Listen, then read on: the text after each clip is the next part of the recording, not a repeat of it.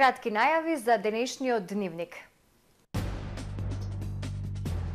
Мозочните удари во пораст во југозападниот регион.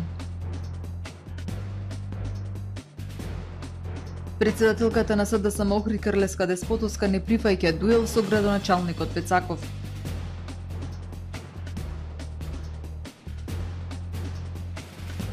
Емут Светинаум Охридски најдобри на Балканот.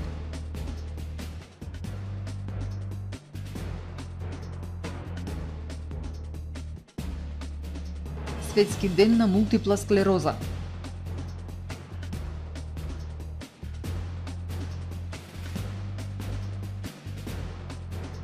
Горан Андоновски, старо нов тренер на ГРК Охрид. Со содржините во дневникот започнуваме по временската прогноза. Останете со нас.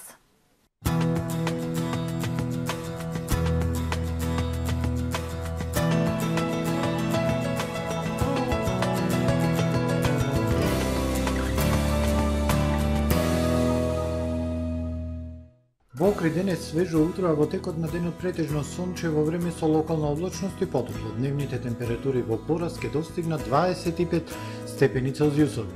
Во вторник над северна, североисточна Европа, локално над централна и југоисточна, ќе услови нестабилно време со локални врнежи од дожд и грмотевици. Во останатите делови од стариот континент сончево со локална облачност и потопло време. Утре на Балканскиот полуостров времето сончево со локална облачност и свежо, локално во централните и источните делови услови за локални врнежи од дожд и грмотевици. Максималните дневни температури од 23 до 31 степен Целзиусов. Во Македонија во вторник свежо утро, а во текот на денот сончево и потопло време со доумерен северозападен и западен ветер. Минималните температури од 8 до 17, максималните во интервал од 24 до 33. УВ индексот со вредност 8. Во Охрид во вторник свежо утро, во текот на денот сончево време со локална облачност и потопло со доумерен западен ветер. Минималната 12, дневната температура 26 степени. Во Охрид среда, четврток и петок сончево и потопло време со пораст на температурите. Минималната температура 12-13, односно 14 степени, а максималната дневна од 27 до 28 степени Целзиусови.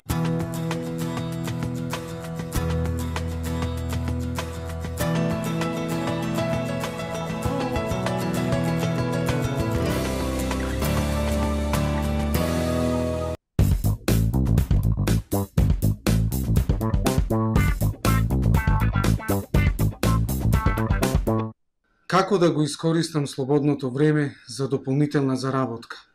Каде да најдам работник при зголемен обем на работа? Хотам го има решението. Бидете дел од проектот Платформа за вработување и социјални работи.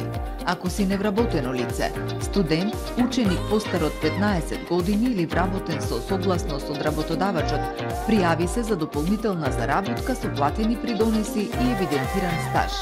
Ако поседувате угостителски објект, изберете работник за краткорочен ангажман за кого проектот ги враќа платените средства за придонеси и персонален данок. Регистрирај се веднаш на hotam.mk. Добре дојдовте во светот на Кармен Бау Центар.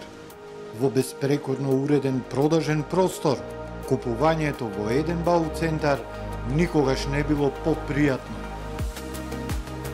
Со гордост ви го представуваме нашиот шоурум Мараци, со најголем избор на плочки од Мараци и санитарија од светски познатите брендови Грое, Колпасан, Идеал Стандард, Рока, Унитас. На располагање ви е нашиот архитект, кој ќе ви помогне во осмислување на вашиот проект.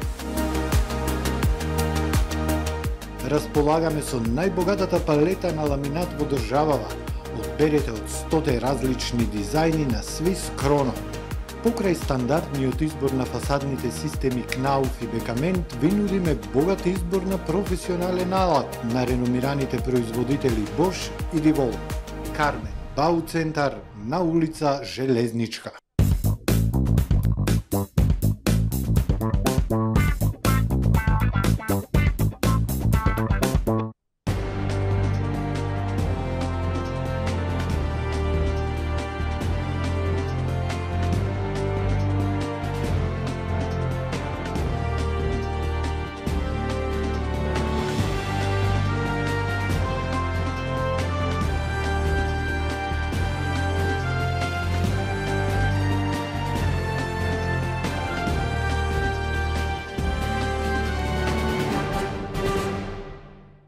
Добар ден, прво издание на Дневникот на ТВМ.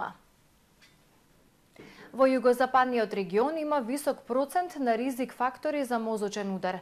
4400 лица ги губат животите годишно од последиците на болеста во земјава. Денес се одбележува денот на борба против мозочниот удар. Во Македонија има годишно 5300 нови случаи со мозочен удар. 2100 болни од мозочен удар се борат со последиците од болеста. Годишно умираат 4400 лица од последиците на болеста, покажале последните истражувања на Кралскиот коледж во Лондон. Висок процент од ризик за мозочен удар има и во југозападниот регион, според последната изработена студија, информира доктор Маја Божиновска, невролог и председател на Сдруженијето за превенција од мозочен удар. И испитаниците кои учествувале во нашите испитувања, кои теренски најчесто ги работиме, покажале многу висок процент на ризик фактори за мозочен удар. Во едно наше последно истражување исто така дојдовме до податок дека околу 42% од испитаниците од југозападниот регион на Македонија имаат многу висок крвен притисок. Околу 20% боледуваат од срцеви болести, 17% од дијабет. И притоа, нажалост, фрапантно е тоа што не само постарата генерација, туку и доста помлади испитаници имаат многу висок процент на овие ризик фактори. Уште потрагично, 44% од луѓето не ни знаат да ги наведат ризик факторите од мозочен удар. Постоја 10 потенцијални модифицирачки причини за настанување на мозочен удар без разлика на пол и возраст: хипертензијата, срцевите болести, пушењето, прекумерната употреба на алкохол, дебелината, физичката неактивност, покачените масти и шекерот, стресот. Доктор Божиновска ги набројува најчестите ризик фактори. Јас тука би ги додал уште неколку причини кои се почесто се спомнуваат во последно време. Тоа е инфекцијата со COVID-19, потоа метаболниот синдром, кој е резултат на несоодветна исхрана и на несоодветен животен стил со многу мала физичка активност, неухранетоста кај населението и нискиот социјален статус. За жал и ова се причини, како и загадениот воздух. И ова се причини кои во последно време се почесто се искачуваат високо на листата за ризик фактори за мозочен удар. Мозочниот удар е на прво место за инвалидност, а второ за смртност во светот и кај нас. Сдруженијето за превенција од мозочен удар има за цел превенција на населението од мозочен удар. На нивната веб страница има поставено калкулатор за пресметка на 10 годишен ризик од мозочен удар. Испитаниците при тестирањето може да откријат кои се ризик факторите кај нив, како да делуваат, да ги намалат во консултација со специјалист лекар, напоменува доктор Маја Божиновска. Пецаков прифати телевизиска дебата на телевизија ТВМ. Крлевска деспотовска одби. Градоначалникот Кирил Пецаков подготвен да дебатира за сработеното и за проблемите на кои најде новата локална власт. Председателката на СДСМ Охрид, Кристина Крлевска деспотовска, од друга страна, смета дека е рано за таква дебата. Очигледно, опозицијата ќе продолжи да ја критикува локалната власт преку пишани соопштенија до медиумите и снимени викенд пресконференции. ТВМ телевизија, како објективен и ценет ТВ медиум, испрати покана за дебата до градоначалникот Кирил Пецаков и председателката на општинската организација СДСМ Охрид. Пецаков веднаш прифати учество во дебатната емисија Прашалник, додека Кристина Крлевска деспотовска одби. Го пренесуваме нејзиниот одговор. Локалните избори беа пред само 7 месеци. Дебати, представувања и што е најважно ветувања изнаслушавме. Сега ќе ги почекаме резултатите. Со задоволство ја прифаќам поканата, но малку подоцна, кога ќе дојде време. Сега е време конечно да видиме реализација од ветеното, работа и резултати, па да дебатираме за сработеното. Сработеното од минатата локална самоуправа беше предмет на широка дебата во теки на целиот мандат и во кампањата и на локалната, но и на целата јавност во државата, напиша деспотовска. Дебатата е основа на едно демократско општество. Партиските лидери и политичките избраници се должни да даваат отчет пред граѓаните, да учествуваат во ТВ дебати, дуели и да ги истакнат спротиставените ставови. Дебатите се нужни на дневна, неделна, месечна основа, со цел јавно да се продискутира за проблемите на граѓаните, за сработеното од страна на власта, критика за несработеното од страна на опозицијата. За жал, мора да напоменеме дека представниците на СДСМ години и наназад одбиваат учество во дебати на ТВМ телевизија, иако секогаш биле уредно поканети, со чест на исклучоци на одредени носители на функции. Општинскиот електромашински училишен центар Свети Наум Охридски најдобри на Балканот.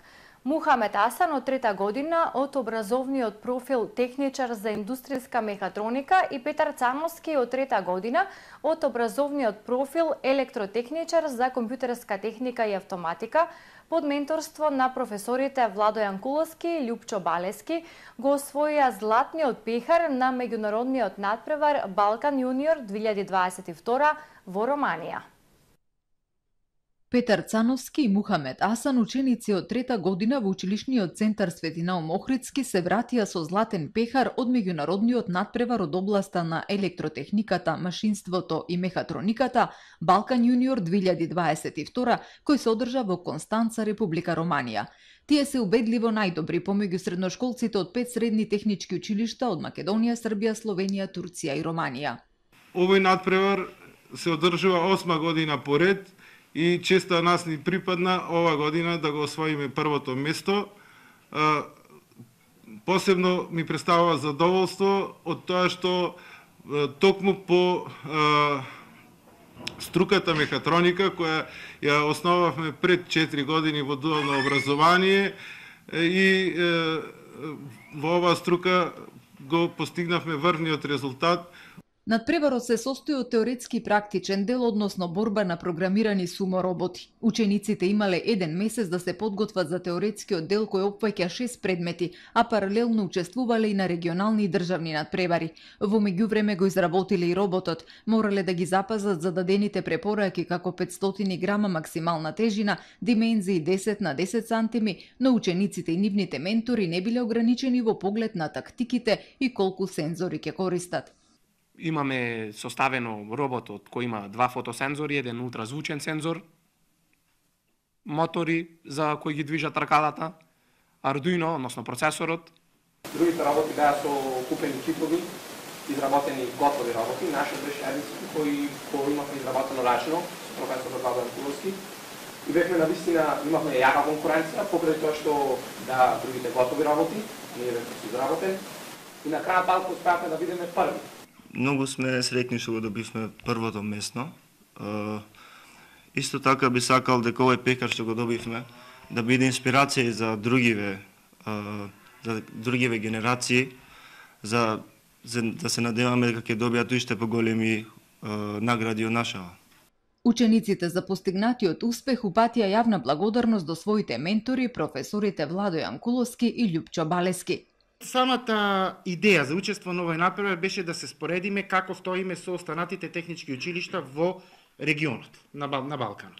И можеме да кажеме дека ние сме меѓу врвот на средните стручни училишта во балканските земји, затоа што секоја година или секое учество на Балкан Јуниор ние веќе напредуваме од година во година.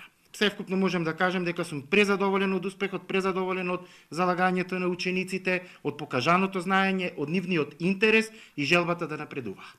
Од моја страна, честитка за нивната храброст и нивниот голем труд и залагање за краток временски период да постигнат резултати. Не е едноставно да се биде учесник на едни вакви надпревари. Целта уште еднашка е исполнета. Сметам дека во нашиот центар се исполнети сите услови да имаме голем капацитет, потенцијал и стално викам на останатите сите колеги, секој проект носи позитива за самиот центар, за самиот град и воопшто за самите ученици. Победничката екипа упати благодарност до раководството на училиштето и останатите професори за техничката, финансиската и моралната поддршка за учество на овој надпревар. 30 мај во светски рамки се одбележува како интернационален ден на мултипла склероза. Мултипла склероза е една од најчестите невролошки нарушувања и причини за инвалидитет кај младите возрастни лица. Бројот на новодиагностицирани пациенти со мултипла склероза постојано расте, бидејќи секоја година се диагностицираат нови 80 до 120 пациенти. Во Република Македонија боледуваат околу 1500 лица. Во светот има повеќе од 2,8 милиони лица. Многу е веројатно дека стотици илјади лица остануваат недиагностицирани и многу животи се индиректно зафатени. Повеќе од 50 пациенти се на листата на чекање за примање на високо ефикасна терапија. Лицата кои се на листата за чекање за терапија се млади, работоспособни и се уште можат да го дадат својот придонес во општеството, но ако останат и понатаму без терапија, постои ризик за прогресија и појава на неповратен инвалидитет, посочи председателката на Националното здружение за мултипла склероза Ана Карајанова Димитрушева на денешното одбележување на 30 мај, Светскиот ден на лицата со мултипла склероза. Мултипла склероза е една од најчестите невролошки нарушувања и причини за инвалидитет кај младите возрастни лица. Настанува кога имуниот систем ја напаѓа обвивката на нервните клетки миелин во мозокот, рбетниот мозок и оптичките нерви, предизвикувајќи воспаление и последователна дегенерација. Симптоми на мултипла склероза: заматен вид, двојни слики, слабост и отежнато движење, нарушување на рамнотежата и вртоглавица, проблеми со говор и голтање, когнитивни и емотивни нарушувања и многу други. Повеќето лица со мултипла склероза се диагностицираат на возраст од 20-та до 40-та година и околу 3 пати почесто се диагностицираат жени наспроти мажи.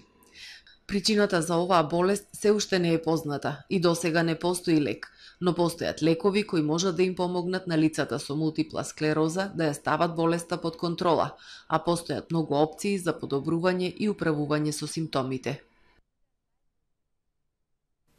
Кут Дримкол од Вевчани овие денови ја представува нашата земја на 20-та смотра на фолклорот во Задар, Хрватска, во организација на Музеот за заштита на споменици и на туристичката организација на град Задар. Кут Дримкол со своја изворна и автентична програма се представи пред хрватската публика во рамки на официјалната програма на големата летна сцена и со едночасовна програма ја представи вевчанската и македонската фолклорна традиција на плоштадот во Задар. Ја презентиравме во целост нашата народна култура, вевчанската носија, инструменти, песни. Се потрудивме тоа да биде најдостоинствено како што му прилега на Дримкол, на Вевчани и на Македонија. Добивме позитивни коментари и пофалби од еминентните професори од етнолошкиот факултет и други релевантни институции од оваа област на тркалезната маса која се одржа на крајот програмата, информира Кирил Бебековски од раководството на Дримкол. Горан Андоновски е нов тренер на ГРК Охрид, информираа денеска од клубот. Горан Андоновски се враќа на кормилото на градскиот ракометен клуб Охрид, некогашниот репрезентативец на Македонија кој го има најголемиот успех со овој клуб во ЕХФ купот, подпиша 2-годишен договор. Помошник тренер ќе му биде Наум Бабачев, кој е дел од клубот од почетоците и како играч и како тренер на дел од младинските категории, информираа денеска од градскиот ракометен клуб. На ова предходеше информацијата дека 11 ракометари го напуштаат клубот по истек на договорот. Од следната сезона дресот на градскиот ракометен клуб Охрид нема да го носат Мице Шилегов, Филип Николов, Мартин Ивановски, Филип Кривокапич, Славчо Шулевски, Мартин Манасков, Михајло Младеновиќ, Никол Черистески, Филип Грубор, Јагош Брауновиќ и Даниел Ацев. Охрид викендов беше домаќин на надпревар во спортско едрење. Целта на настанот е подигнување на имиџот на едрењето, односно промовирање на едрењето во контекст на развој на спортскиот туризам во Охрид.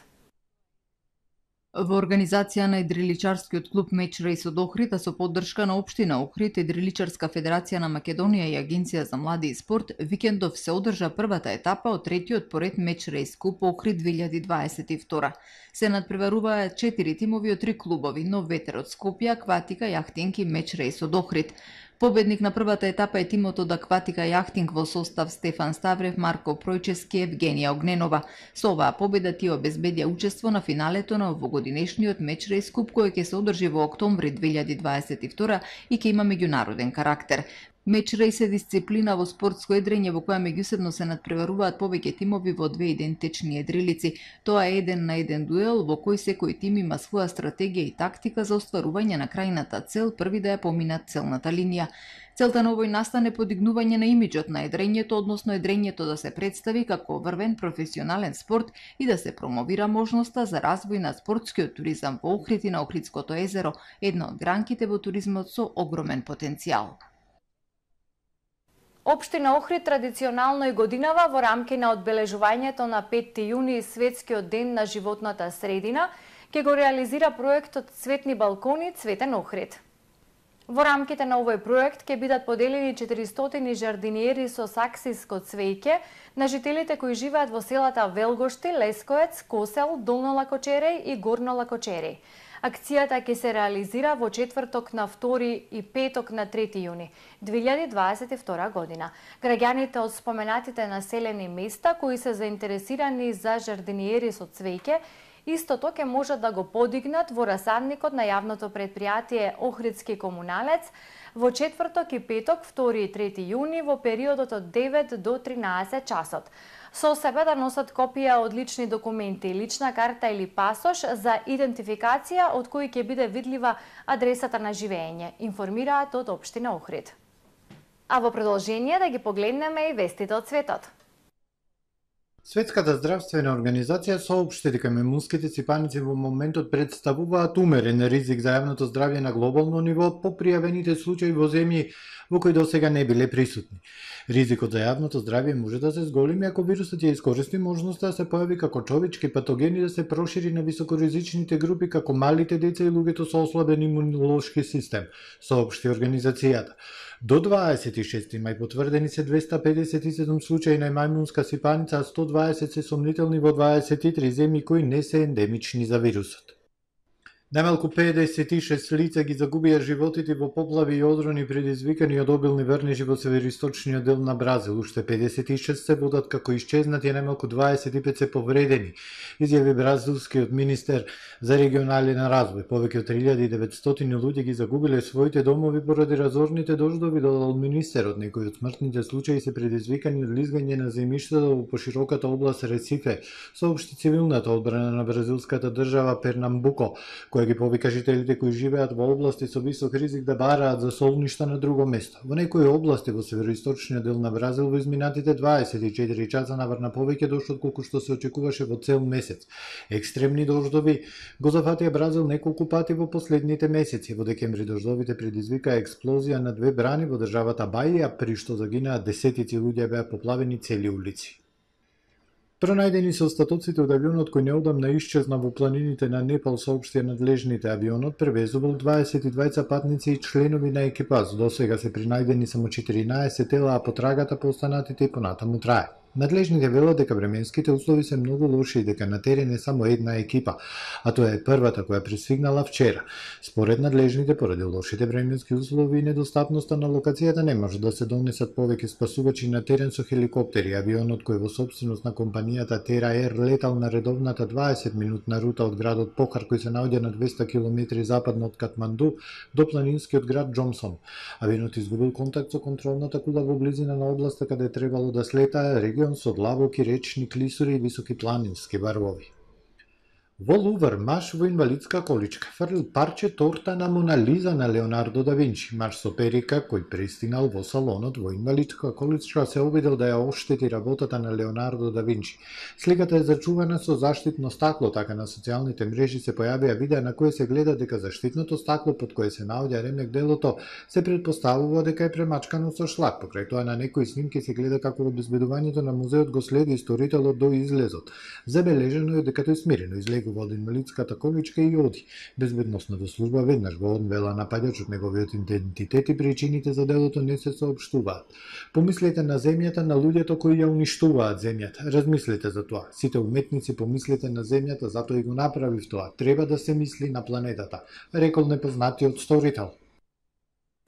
Тоа е се во првиот дневник на ТВМ. Повеќе информации на нашиот портал tvm.mk и на профилите на социјалните мрежи. Довидување!